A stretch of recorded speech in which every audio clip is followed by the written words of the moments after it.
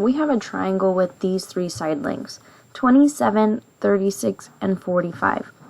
We also know the Pythagorean theorem, which uses the two shortest side lengths and squares them, and then adds them together, and sets it equal to the longest side length.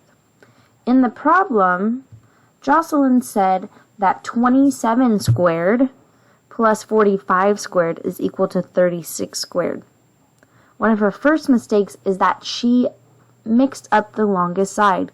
36 is not the longest side, so it needs to be either A or B. So let's go ahead and work this and see if maybe she still came out with the right answer, even though her work was incorrect. So here we've got 27 squared plus 36 squared, and we're asking ourselves, is that equal to 45 squared?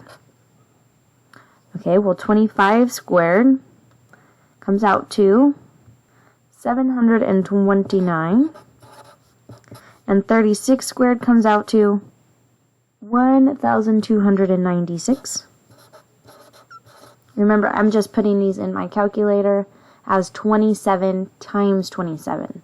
The square tells us to multiply it by itself. And we're wondering, is that equal to 2,025? Now we need to add these two things together and see if they are equal to one another. This comes out to 2,025. So these things are equal, which means this is a right triangle.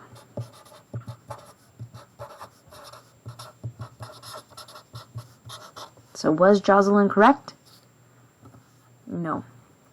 So she messed up and she mixed up the longest sides. So you always want to make sure that the C is represented by the longest of the sides. And when we do this work the same way, we come out that it is a right triangle.